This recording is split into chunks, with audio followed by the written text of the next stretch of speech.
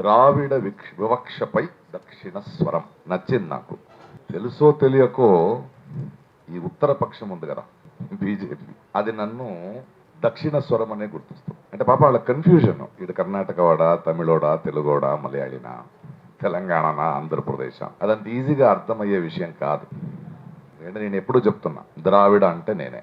అంటే కర్ణాటకలేమో మా బాబు మావాడు అన్ని భాషలో మాట్లాడుతున్నా చాలా గర్వపడుతుంటారు. పాప ఈ ఉత్తర పక్షం వాళ్ళకి పొందిన వాళ్ళు ఆంధ్ర తెలంగాణకు వస్తే మావాడు అంటున్నారు ఏంటి వాళ్ళు, ప్రకాష్ రాజు గారు అంటారు. ఇది ఎండే ఆళ్ళే అని మలయాళీ మాట్లాడతాడు, అంటే నమ్మచల్లండి ఆ ప్రకాష్ రాజు అంటారు. ఆ కన్ఫ్యూజన్ బాగుంది నాకు. అంటే నేను ఎప్పుడు చెప్తున్నాను, వైశిష్ట్యాలు ఇన్ని డైవర్సిటీ ఉన్న ఒక ఉంది కదా, దాన్ని నేను రిప్రజెంట్ చేస్తున్నాను.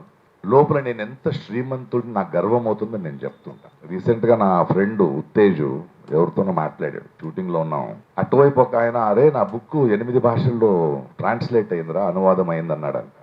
దానికి ఇటు చెప్పాడు, నీ బుక్ ట్రాన్స్లేట్ అయింది, 8 భాషలు తెలిసిన ప్రకాష్ రాజు నా పక్కన ఉన్నాడని. నేను దక్షిణ స్వరం కాబట్టి కొందరు ఎంపీలు, కొందరు నాయకులు మన ఆంధ్రాలో నేను ఏం మాట్లాడినా ఎగెన్స్ట్గా మాట్లాడుతుంటాను. వాళ్ళకి సభాముఖంగా నేనేం చెప్తానంటే, ఉత్తర పక్షానికి అమ్ముకున్న ఉత్తర కుమారులు, మీకు ఉత్తరం చెప్పాల్సిన అవసరం నాకైతే లేదన్నా. ఈ సభలో నేను మాట్లాడేది ఇక్కడున్న మీతో కాదు, నేరుగా చెప్పాలంటే ఉత్తర పక్షానికి ద్రావిడ సంస్కృతిని, ద్రావిడ స్వాభిమానాన్ని అమ్ముకున్న ఈ ఉత్తర కుమారులకి నేను మాట్లాడాలి. అంటే ఎందుకు మాట్లాడాలంటే, వీళ్ళకి ద్రావిడ అంటే దక్షిణాది స్టేట్స్ భాషలు ఇక్కడ చెందిన మనుషులంటే ఒక దురభిప్రాయం ఉంది. అభిప్రాయం ఉంటే పర్వాలేదు, దురభిప్రాయం ఉంది, అపార్థం ఉంది. వాళ్ళకి ఏం చెప్తున్నానంటే, మీరు ఇప్పుడు ఈ ప్రపంచంలో, ప్రస్తుత ప్రపంచంలో అక్రాస్ ద వరల్డ్ ఈ జెనెటిక్ స్టడీస్ జరుగుతున్నాయి.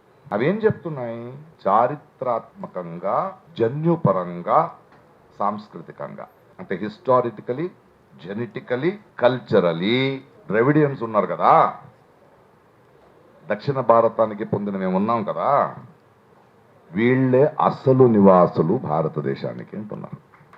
We are the original inhabitants. మిగతా వాళ్ళు one way or the other వచ్చారు. ఆ డిస్కషన్కి నేను వెళ్ళను, ఎందుకంటే వీళ్ళు వక్రీకరించడంలో చాలా సేఫ్గా ఇంట్రెస్టింగ్ ఉంటారు కదా. ఈ సభలో అందరూ కలిసి నార్త్ ఇండియా, సౌత్ ఇండియా అని వేరు చేయడానికి మాట్లాడుతున్నాను కాదు. వీఆర్ ఆల్ ప్రౌడ్ ఇండియన్స్, చాలా గర్వంగా ఉంది భారతీయులని. కానీ ద్రావిడలను మర్చిపోకుండా ఉన్నాం. That is your problem.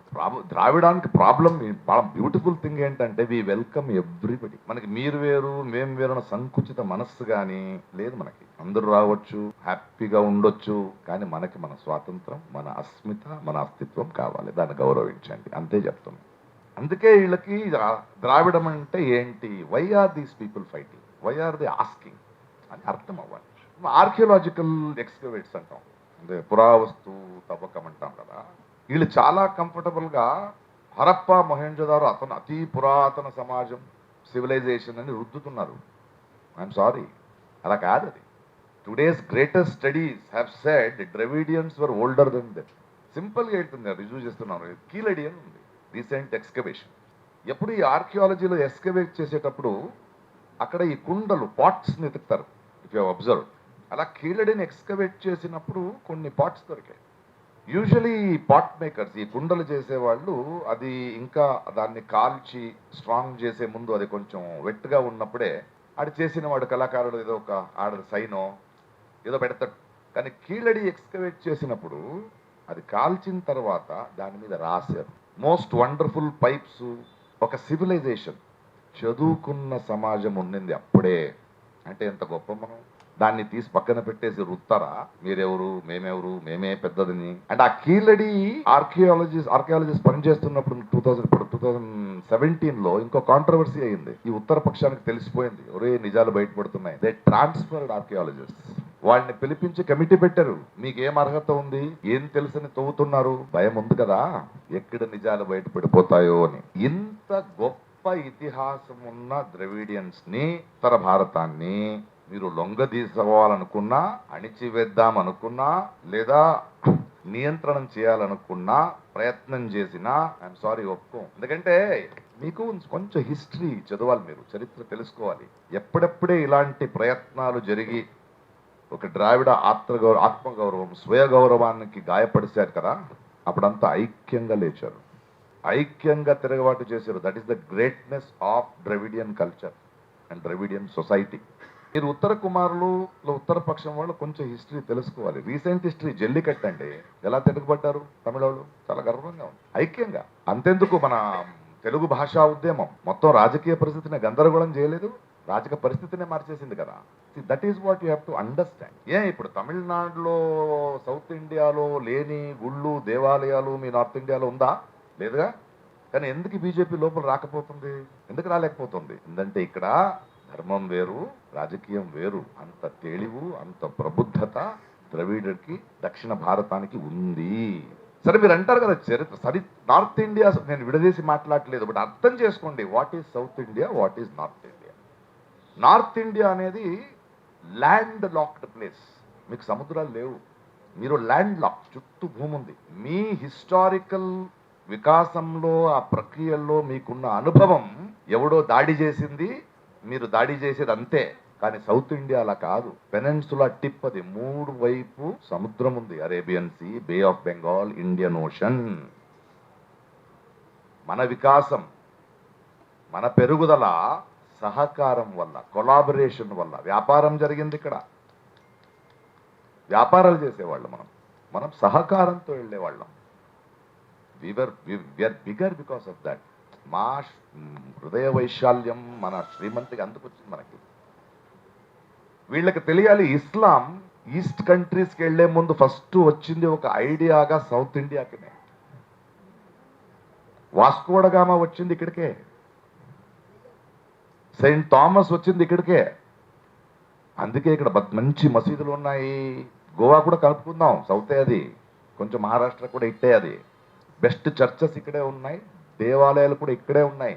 ఆయన కలిసి బ్రతుకుతున్నాం. అంటే ఎలాంటి వ్యాపారం చేస్తూ ఎదిగామంటే, రీసెంట్ గా ఒక సంశోధకుడు పాండిచేరి దగ్గర ఒక విలేజ్ ఉంది, అక్కడికి వచ్చి ఆడు వెళ్తుంటే అక్కడ పిల్లలు కొన్ని కాయిన్స్ తో ఆడుతున్నారు. అదేంటని చూస్తే దే ఆర్ రోమన్ కాయిన్స్. అంటే కొన్ని మర్చిపోయాం మనం. అంటే ఆ రోమన్ కాయిన్స్ ప్రయోజనం లేని కుంటే పిల్లలు ఆడుతున్నారంట, దానికి డబ్బు పెట్టుకుని తీసుకుంటే then he goes back to the history. ఎలాంటి వ్యాపారాలు చేసేవాళ్ళు South Indians, well their spice, ఇంకొకటి అందుకే వీళ్ళకి మనం ద్రావిడం వర్ధిల్లాలి, ద్రావిడ వాదం నిలబడాలి. మనది అహంకారం కాదు, గర్వం.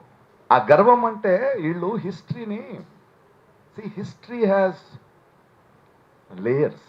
అంటే చరిత్రకు అనేక పొరులున్నాయి, మీరు దాన్ని అర్థం చేసుకోవాలి, దాన్ని చదవాలి, దాన్ని జీర్ణించుకోవాలి. అప్పుడు అర్థమవుద్ది మా కోపం ఎందుకు, మా అసహన ఎందుకు. ఎందుకంటే మీరు హిస్టరీ నుంచి నేర్చుకోవాలి. You should not become victims of history. ఎప్పుడూ ఒక మాట చెప్తుంటాను నేను, నీకు చరిత్ర తెలియకపోతే ఈ రోజు అర్థం కాదు, నీకు ఈ రోజు ఈ క్షణం అర్థం కాకపోతే భవిష్యం ఎలా ఆలోచిస్తావు? It's a continuous tense. So మా గొప్ప ఇతిహాసాన్ని, మా సాంస్కృతిక హృదయ వైశాల్యాన్ని మీరు అర్థం చేసుకోకుండా మీరేమో దాడి చేయాలని, మనలో ఉన్న వాళ్ళందరూ మనల్ని నమ్మి వాళ్ళతో ఉండాలని, ఇలాంటి అమ్ముడు పోయిన వాళ్ళ వల్ల ద్రావిడను కానీ దక్షిణ భారతాన్ని మీరు లొంగదీయలేరు, కంట్రోల్కి తీసుకోలేరు. ప్రస్తుత రాజకీయ పరిస్థితి చూద్దాం. South India and North India, what is the GDP of South India, what is the percentage we are giving to the national exchequer? మొన్న కేరళలో స్టడీ చేస్తే ఇన్ఫాంట్ సర్వైవల్ రేటు ఎంత ఉంది, ఇక్కడ మీకు అక్కడ ఎంత ఉంది? లేదా ఉమెన్స్ ఎడ్యుకేషన్ తీసుకోండి, ఎక్కువ మంది చదివిన మహిళలు ఎక్కడున్నారు? Tamil Nadu was the first state in south India, from south India, which introduced mid day meals. భారతదేశంలో ఆకలి ముఖ్యమా, పని ముఖ్యమా, డబ్బు ముఖ్యమా అన్న కాలంలో ఒక ఇంట్లో ఉన్న ఇంకో నోటికి అన్నం పెడుతూ ఎడ్యుకేషన్ ఇవ్వడం వల్ల, ఆడపిల్లలు చదవడం వల్ల ఇంకో తరం పెరిగింది. ఇవాళ ఎందుకు మనం పాపులేషన్ కంట్రోల్ చేయగలిగాం? వైఆర్వి ఎందుకు వలస అక్కడి నుంచి ఇక్కడికి వస్తున్నారు? What is the importance of this country? ఈ ఇతిహాసం తెలుసుకోకుండా మీరు మాట్లాడుతుంటే ఉత్తర కుమారులారా జరగదు. అండ్ ప్రస్తుత రాజకీయ పరిస్థితుల్లో మనకు కోపం రావాల్సింది, వాళ్ళు మనల్ని రాజకీయంగా ఫినిష్ చేయాలని చూస్తున్నారు. చూడండి, రాజకీయంగా మనం ఎప్పుడు పవర్ఫుల్ లేదు. సౌత్ ఇండియా ఒక యూపీ చాలు, 2 స్టేట్లు ఉన్న ఎంపీలు చాలు వాళ్ళకి. అది మనకు వరం కూడా, ఎందుకంటే వాళ్ళు రాజకీయం చేస్తూ ఉన్నారు, మేము పని చేస్తూ ఉన్నాం. అది వరమనే భావించాలి. బట్ ఇప్పుడు వాళ్ళు రాజకీయంగా కూడా అంటే they want South India to become a secondary citizen. అదే వాళ్ళ ప్రయత్న. Hindi language imposition is a direct attack on Dravidians. ఇది మీరు అర్థం చేసుకోవాలి.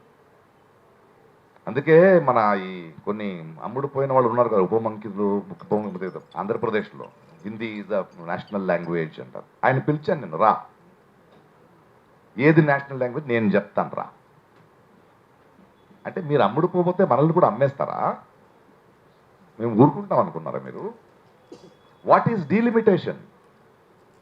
చంద్రబాబు నాయుడు గారు, పవన్ కళ్యాణ్ గారు డీలిమిటేషన్, మీరు అమ్ముడు పోయారు, మీ మీద నాకు నమ్మకం లేదు. మీకు తెలియదు ఆ డీలిమిటేషన్ నుంచి సౌత్ ఇండియాకి ఏం అన్యాయం జరగబోతుందో. You want to make us more less powerful,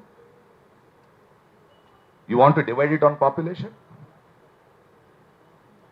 ఈ దేశంలో పెద్ద జబ్బే ఈ అమ్ముకున్న వాళ్ళ వల్లే. ఈరోజు మొన్న ఏదో ఒక బెంగళూరులో ఒక మీటింగ్లో అమ్ముకున్న కొన్ని మాధ్యమాలు అని చెప్తే చాలా కోపం వచ్చేసింది. 80% మాధ్యమాలు అమ్ముకున్నాయి ఇవాళ. అది నా కోపం కాదు, నా ఆవేదన అని వాళ్ళకి అర్థం కావాలి. ఈ దేశంలో మాధ్యమాలు మాత్రమే కాదు, జడ్జిలు అమ్ముడిపోయారండి, వకీలు అమ్ముడిపోయాడు. ఎంతో కష్టంగా పెంచి దేశ సేవ కోసం ఒక జాబ్ అని ఒక డాక్టర్ని పెంచితే ఆడికి తప్పుడు రిపోర్ట్ రాయిస్తున్నారు ఇవాళ. ఎన్నో లక్షలాది మంది ఓటర్స్లు ఒక ఎంపీనో ఒక ఎమ్మెల్యేనో ఒక మ్యాండేట్ ఇటు గెలిపిస్తే వాళ్ళు ఆ మ్యాండేట్ నమ్ముకుని ఈ ఉత్తరపక్షానికి చేరుతున్నారు. ఈ దేశంలో ఉద్యములు అమ్ముకుంటున్నారు, విద్యా సంస్థలు అమ్ముకుంటున్నాయి, నటులు కళావిధులు అమ్ముకుంటున్నారు. భయం వేయాలా మీకు? ఆతంకం రావాలా వద్దా? సో ఈ అమ్ముడుపోయే కార్యక్రమాలు మనతో జరగదు. మాకు ద్వేషం ఇష్టం లేదు. అది అద్భుతమైన సంస్కృతి, అది అద్భుతమైన కళాచారం. మన ఆలోచనలు కూడా రాదు ద్రావిడానికి. మనం అడుగుతున్నది, we are very proud to be Indians, respect us. మాకు ఒక కలర్ ఇష్టం లేదు, అన్ని కలర్స్ కావాలి. మీరేమో ఒకే కలర్ అంటున్నారు, నచ్చదు మనకు నచ్చదు అది. We don't want one colour. So దయచేసి అలాంటి ప్రయత్నాలు చేయకండి. అమ్ముతున్న వాళ్ళు జాగ్రత్తగా ఉండండి, ప్రశ్నించే వాళ్ళు ఎక్కువ అవుతున్నారు. ఈ బంగారు గుడ్డు పెట్టే కోడిని చంపే మూర్ఖత్వం ఎవడైనా చేస్తాడా? సో ఉత్తర భారత్కి ఉత్తర పక్షానికి అమ్ముతున్న ఈ ఉత్తమ కుమారులకి చెప్తున్నాను, మీరు ద్రావిడని, మన సంస్కృతిని, మన స్వాభిమానాన్ని ఇలా అమ్మితే నష్టమయ్యేది మనకన్నా ఎక్కువ భారతదేశానికి. బంగారు గుడ్డు పెట్టే కోడంటే అది దక్షిణ భారతమే, అది ద్రావిడమే. ఒకే ఒక కథ చెప్పి వాట్ ఈస్ ద డేంజర్ అని చెప్తా. ఈ మన ఒకే one language, one culture, one party, one దేశం, వన్ ధర్మం.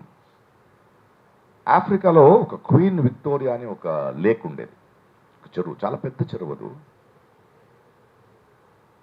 అక్కడ ఎన్నో రకాల చేపలు, ఒక మత్స్య ప్రపంచం అన్నీ ఉండేది. ఆ చుట్టూ ఉగాండా, కీన్యా ఇలాంటి ఒక 7-8 కంట్రీస్, వాళ్ళందరూ చాలా హ్యాపీగా అక్కడి నుంచి బ్రతుకుతున్నవాళ్ళు. వాళ్ళు అక్కడ ఫిషింగ్ చేస్తూ దిడేనో ఒకటికి ఐడియా వచ్చింది, అన్ని కొంచెం ఎక్కువ మాంసం ఉన్న ఫిష్ని ఇంట్రడ్యూస్ చేద్దామని. పక్కనే నైల్ నది, అక్కడ నైల్ పర్చ్ అని ఒక ఫిష్ ఉంది.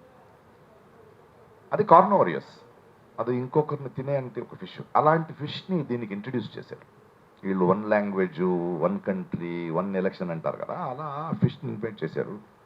30 సంవత్సరాల్లో ఆ నైల్ పర్చ్ అక్కడున్న వైశిష్టమైన జీవుల్ని, ఒక డైవర్స్ ఎకో సిస్టమ్ని మొత్తం తినేసి వీళ్ళు తినలేక చచ్చిపోయాయి. It has become a dead lake. ద్రావిడాన్ని, సౌత్ ఇండియాని, మన సంస్కృతిని చంపే ప్రయత్నంలో భారతదేశాన్ని ఒక డెడ్ లేక్ చేయకండి అని హెచ్చరిస్తూ థ్యాంక్ యూ.